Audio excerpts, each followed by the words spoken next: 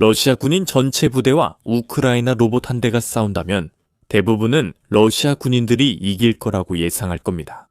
부대가 전투 중 손실을 입을 수 있지만 로봇 한 대가 여러 군인과 맞서는 상황은 러시아가 잘 대처하는 불리한 조건입니다. 숫자가 많은 것이 러시아의 강점이었지만 우크라이나가 여러 번 보여줬듯 러시아는 이를 잘 활용하지 못하는 것 같습니다. 이미 어떻게 될지 짐작하실 수 있을 겁니다.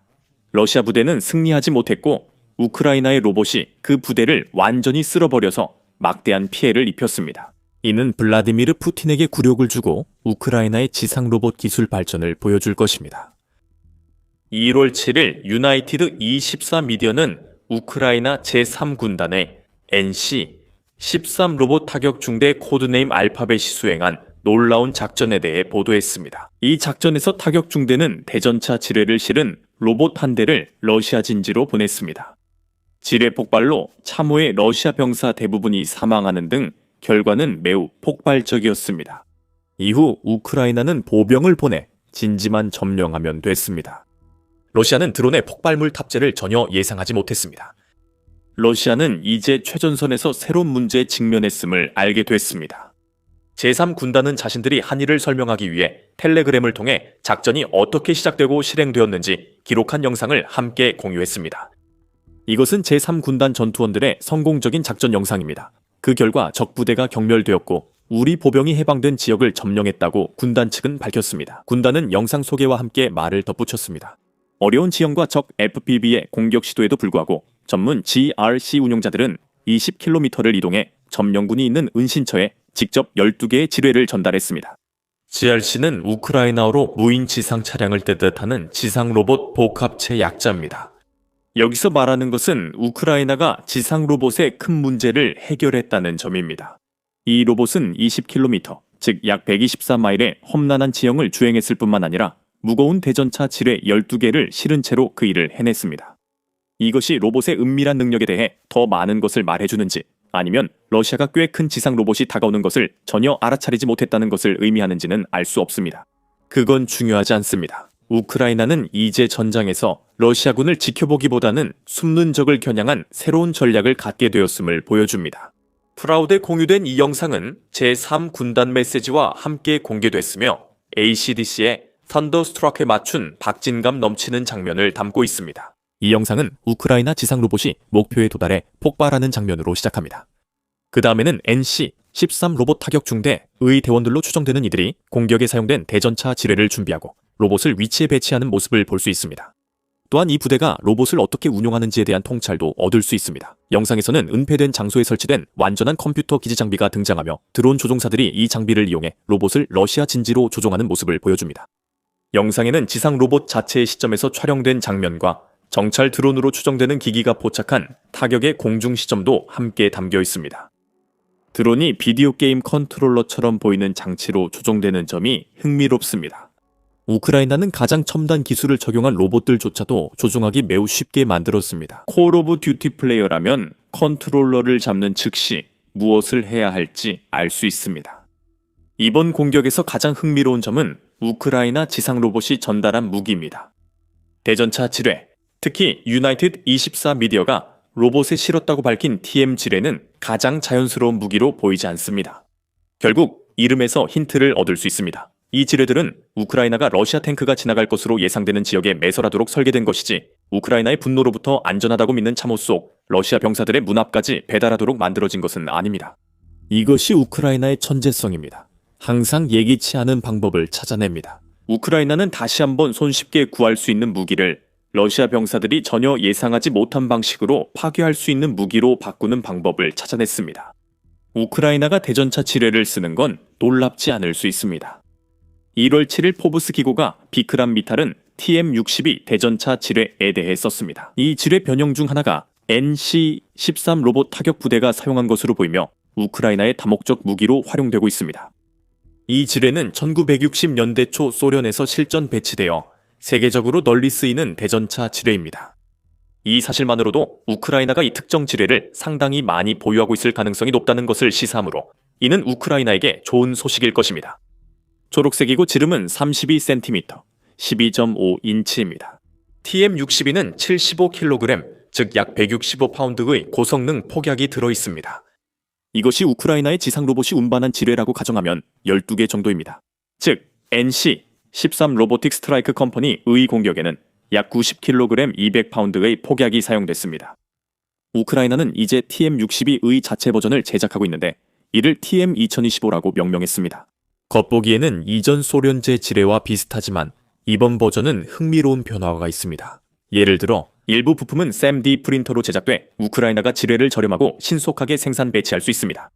하지만 이 지뢰를 이렇게 위험한 무기로 바꾼 것은 바로 새로운 신관입니다.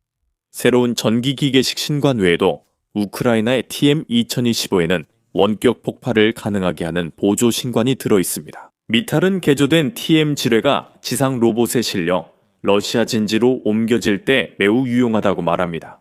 우크라이나는 로봇을 원하는 위치에 보내고 버튼만 누르면 됩니다. 우크라이나가 1월 공격에서처럼 큰 폭발이 나머지를 처리합니다.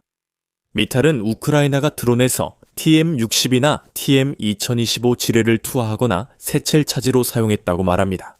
이러한 탄약을 지뢰로 계속 사용하는 것 외에도 하나의 탄약을 지뢰, 즉석 항공 투하 무기 또는 세첼 차지로 재활용하고 있습니다. 미탈은 성명에서 우크라이나와 러시아 부대가 열악한 환경에서도 작전 속도를 유지하면서 물류 수요를 줄이고 있다고 밝혔습니다. 러시아도 대전차 지뢰를 창의적으로 쓰지만 지상 로봇으로 지뢰를 운반하는 건 러시아가 아닙니다.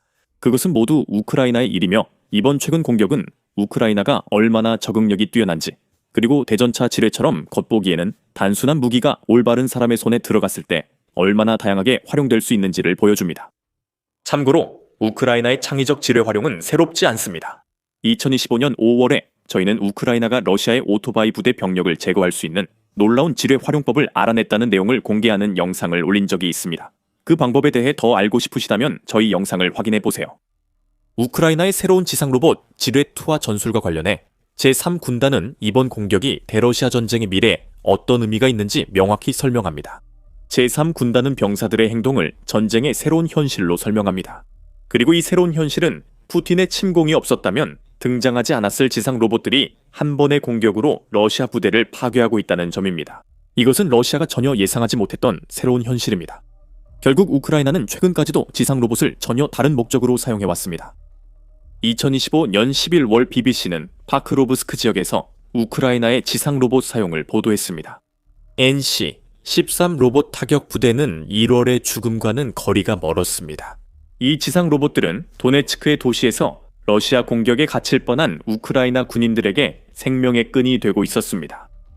BBC는 러시아군이 우크라이나 포프로브스크 방어군의 보급로를 차단하려는 상황에서 지상 로봇이 구세주 역할을 하고 있다고 전했습니다.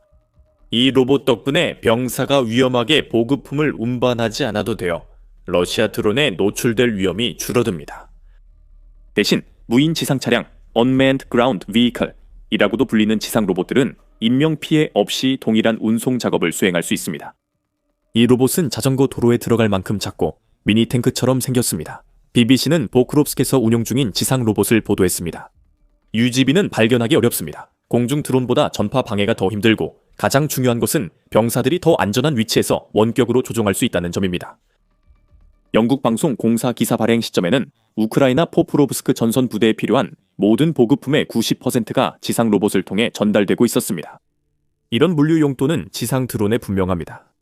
하지만 우크라이나와 러시아는 한때 기본적인 무인 지상 차량 Unmanned Ground Vehicle이었던 것들을 다양한 전장 임무에 빠르게 적응시켰습니다. 12월 28일 포브스 기사에서 미탈은 지상 로봇 공학의 기술적, 운용적 발전이 공중 및 해상 드론에서 나타난 발전에 비해 뒤처져 있다고 언급했습니다. 하지만 지상 로봇의 사용은 점점 늘어나고 있습니다. 그리고 전쟁이 2026년에 가까워지면서 우크라이나와 러시아 모두 이러한 로봇의 존재를 더욱 실감하기 시작했습니다. 미탈은 이러한 로봇들이 물류 도구로 사용되거나 전선에서 부상자를 후송하는 차량으로 활용되고 있다고 언급합니다. 그는 우크라이나와 러시아 모두 다양한 형태의 소형 지상 로봇을 개발했다고 말합니다. 이러한 로봇들은 BBC가 지적한 것처럼 발견하기 어렵다는 동일한 장점을 가지고 있으며 이는 정보 수집에 특히 유용할 수 있음을 의미합니다. 제3군단이 공개한 NC-13 로봇 부대의 러시아 공격 영상을 통해 이를 알 수 있습니다. 적어도 일부 지상 로봇들은 주변 전장의 영상을 촬영할 수 있는 능력을 가지고 있다는 것을 알 수 있습니다. 그 능력이 나무숲이나 다른 잔해들 사이에 스스로를 숨길 수 있는 로봇에 장착되어 그 로봇이 눈치채지 못한 러시아 군인들을 계속해서 촬영한다고 상상해 보십시오. 이런 무인 지상 차량들이 왜 그렇게 유용한 정찰 도구가 될 수 있는지 이해할 수 있을 것입니다. 우크라이나가 무인 지상 차량을 얼마나 사용하는지는 불분명하다고 미탈은 말합니다. 이는 스파이 로봇 사용을 굳이 공개할 필요가 없기 때문입니다. 다른 무인 지상 차량들은 무기 플랫폼으로 변형되고 있으며 이는 이 기술의 핵심 진화일 수 있습니다. 미탈은 드로이드 TW-127 무인 지상 차량, 이 러시아侵略에 맞서 우크라이나 진지를 45일간 지킨 사례를 예로 들었습니다. 미탈에 따르면 이 시스템은 우크라이나 제3강습여단, 이 하르키우주 방어선의 빈틈을 메우는 이동식 무기 플랫폼으로 사용됐습니다. 그는 이 지상 로봇이 이후 40mm 유탄 발사기를 탑재할 수 있도록 개조되었다고 덧붙였습니다. 그것은 NC-13 로봇 타격 중대가 사용한 지뢰와는 약간 다르지만 폭발력은 거의 비슷합니다. 우크라이나도 지상 기반 플랫폼을 공중 드론과 통합하는 작업을 진행 중입니다. 그리고 그는 러시아가 자국의 무인 지상 차량 Unmanned Ground Vehicle을 이용해 지뢰를 매설하려고 시도하고 있다고 언급했습니다. 여기서 말하고자 하는 요점은 지상 로봇의 명백한 물리적 활용은 그들의 진정한 잠재력의 극히 일부분에 불과하다는 것입니다. 우크라이나는 무인 지상 차량 Unmanned Ground Vehicle의 공격 부대 활용을 극대화하려 하고 있습니다. 최근 로봇이 러시아 부대를 파괴하며 우크라이나의 성공을 입증했습니다. 우크라이나는 이러한 지상 로봇이 얼마나 가치 있는지 잘 알고 있으며 이를 활용하는 데 전력을 다하고 있습니다. 1월 7일 더 뉴보이스 오브 우크라이나는 2025년 우크라이나군에 약 15,000대의 무인 지상 차량 Unmanned Ground Vehicle 이 인도됐고 2026년 N2만 대 이상으로 늘릴 예정이라고 보도했습니다. 우크라이나는 군인과 장비 제조업체를 연결하는 브레이브 원 디펜스 테크 이노베이션 플랫폼을 통해 지상 로봇 개발을 장려하고 있습니다. 더 뉴보이스 오브 우크라이나에 따르면 현재 270개 우크라이나 기업 이 플랫폼으로 UGV를 개발 중입니다. 그리고 이들 기업이 개발한 70개의 시스템은 이미 표준화되어 우크라이나군이 사용할 준비가 되어 있다고 합니다. 2025년 10월까지 지상 로봇은 우크라이나를 위해 약 300톤의 화물을 운송했습니다. 이 수치는 BBC가 포크로우스크 전선에 전달되는 모든 보급품의 90%가 무인 지상 차량 Unmanned Ground Vehicle에 의해 운반된다는 주장과 잘 맞아떨어집니다. 우크라이나는 3만 대의 지상 로봇을 제작 및 확보하겠다는 목표를 달성하는 것은 물론 이를 초과 달성하는 길에 잘 들어선 것으로 보입니다. 이 숫자는 11월 15일 내셔널 인터레스트가 보도한 것입니다. 그 매체는 우크라이나가 2025년 말까지 최대 1만 5천 대의 지상 로봇 배치를 계획한다고 전했습니다. 로봇은 최소 1만 달러 발전된 UGV는 5만 달러 이상이 든다고 덧붙였습니다. 설령 그 더 높은 가격이라 해도 우크라이나가 그것을 손에 넣을 수 있다면 지불할 만한 아주 적은 돈에 불과합니다. 병사들을 구할 수 있는 기술로 러시아군에 점점 더 큰 피해를 줄 수 있습니다. 그래도 이 기술은 아직 갈 길이 멉니다. 앞서 지상 로봇이 우크라이나의 공중 및 해상 무인 차량보다 뒤처져 있다고 언급했는데 실제로 얼마나 뒤처져 있는지 알 수 있습니다. 우크라이나군 총사령관 올렉산드르 시에르스키가 공유한 통계에 대한 언급 때문입니다. 비즈니스 인사이더는 시에르스키가 2025년 11월 우크라이나 드론 임무 중 지상 로봇이 담당한 비율이 0.66%에 불과하다고 밝혔다고 보도했습니다. 무인 항공기는 우크라이나 드론 사용의 대부분을 차지하며 시에르스키는 이 드론이 우크라이나 공격의 약 60%를 담당한다고 밝혔습니다. 그럼 지상 로봇이 생각보다 덜 유용하다는 뜻인가요? 전혀 그렇지 않습니다. 이러한 낮은 사용률은 우크라이나가 지상 로봇이 직면한 지형 기반 문제를 해결하는 데 시간이 걸렸다는 것을 시사합니다. 이제 이러한 문제들이 해결되고 있으며 무인 지상 차량 Unmanned Ground Vehicle의 진정한 다재다능함이 분명해지고 있습니다.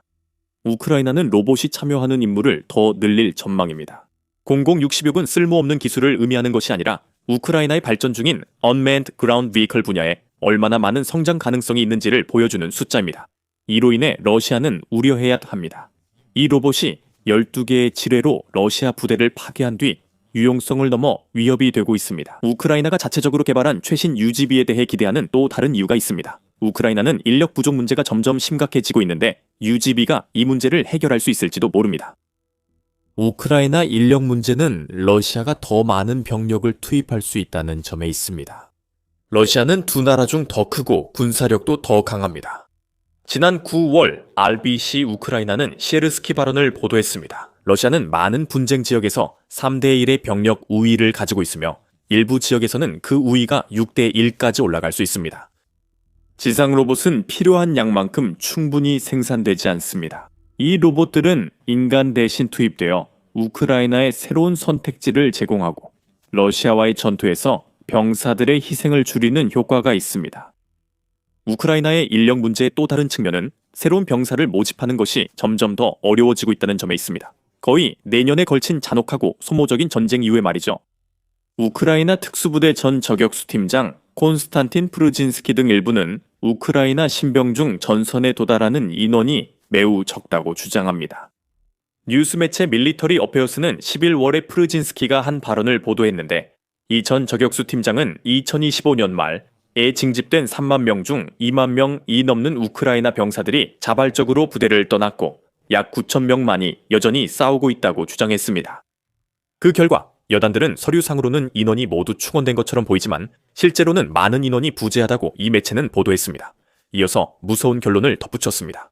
프르진스키는 3만 명 증원 발표에도 실제 전선 도달 인원은 3천 명에 불과하다고 추정했습니다. 이 진술들이 사실이라면 우크라이나가 모집했다고 주장하는 인원의 10분의 1만이 실제로 필요한 지역에서 싸우고 있는 셈입니다. 우크라이나의 많은 젊은이들이 해외로 떠나며 문제가 더 심각해지고 있습니다. 키예프 시장이자 전 헤비급 챔피언 복서인 비탈리 클리치코는 폴리티코 보도에서 우크라이나가 군인 문제로 매우 어렵다고 밝혔습니다.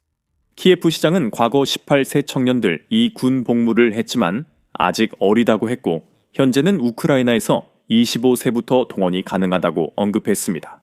동원 문제와 함께 연령을 23세나 22세로 낮출 수도 있습니다. 폴리티코에 따르면 유럽연합 국가들은 2025년 9월 한 달간 우크라이나인들에게 7만 9천 건의 임시 보호 결정을 내렸습니다. 이는 2년 만에 최고치로 우크라이나인들이 군 복무보다 탈출을 더 원한다는 신호이기도 합니다. 다시 말하지만 우크라이나가 2026년까지 보유하려는 3만 5천 대 Unmanned Ground Vehicle, 도 인력 문제를 완전히 해결하진 못할 것입니다. 물론 도움이 되겠지만요. 러시아 진지로 돌진하기 전등에 대전차 지뢰 12개를 묶고 자원하는 병사는 많지 않을 것입니다. 그건 로봇이 할 일입니다. 우크라이나는 1월의 지상 로봇 한 대로도 비슷한 피해를 줄 수 있음을 보여줬습니다. 그 일은 보통 한 부대 병력이 필요합니다. 우크라이나의 지상 로봇이 주목받지만 공중 드론의 영향도 여전히 큽니다. 우크라이나 무인 시스템 부대는 이 드론들이 약 200억의 피해를 입혔다고 주장합니다. 2026년 1월까지 7개월 동안 러시아에 약 200억의 피해를 입혔고 우크라이나는 새해도 비슷한 양상으로 시작했습니다. 장거리 타격이 활발하며 주요 러시아 자산이 표적입니다. 최근 우크라이나의 에네르기아 방위 공장 공격 영상에서 확인할 수 있습니다. 이 영상이 재밌었다면 우크라이나의 최신 러시아 공격 소식을 더 받으시려면 더 밀리터리 쇼 구독을 잊지 마세요. 시청해주셔서 감사합니다.